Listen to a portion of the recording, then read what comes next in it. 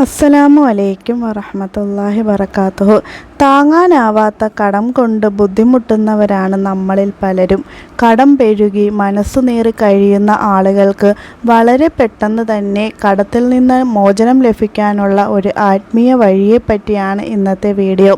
ഇൻഷാ അല്ലാഹ് വിശ്വാസത്തോടു കൂടി ചെയ്താൽ ഇത് 100% ഫലം കിട്ടുന്ന ഒരു അമലാണ്. അള്ളാഹു കടം തീർക്കാനുള്ള മാർഗം പെട്ടെന്ന് തന്നെ കാണിച്ചു നൽകുന്നതാണ്. തുടർച്ചയായി 7 ദിവസം ഈ അമൽ ചെയ്യുക. അമൽ ഏതാണെന്ന് നോക്കാം.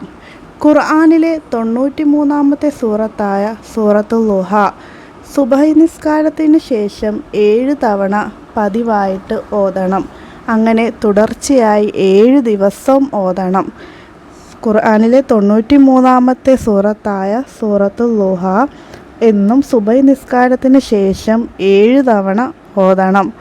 അത് തുടർച്ചയായി 7 ദിവസം തന്നെ ഓതണം. 7 എന്നതിൽ കൂടാനോ കുറയാനോ പാടില്ല. 7 തവണ ഓതണം. 7 ദിവസവും ഓതണം. ആദ്യത്തെ 7 ദിവസം ഓതിക്കഴിഞ്ഞ് പിന്നെ 2 ദിവസം ഗ്യാപ്പ് ഇട്ട് വീണ്ടും അടുത്ത 7 ദിവസം ഇത് തുടർച്ചയായി 7 എണ്ണം വീതം ഓതണം.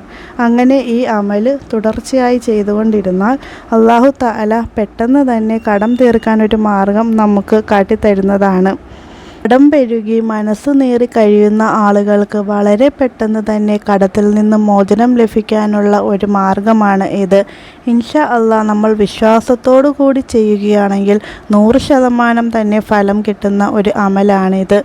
നമ്മളിൽ കടം കൊണ്ട് ബുദ്ധിമുട്ടുന്ന എല്ലാവർക്കും അല്ലാഹു തആല പെട്ടെന്ന് തന്നെ കടം തീർക്കാൻ ഒരു മാർഗം കാണിച്ചു നൽകട്ടെ. ആമീൻ.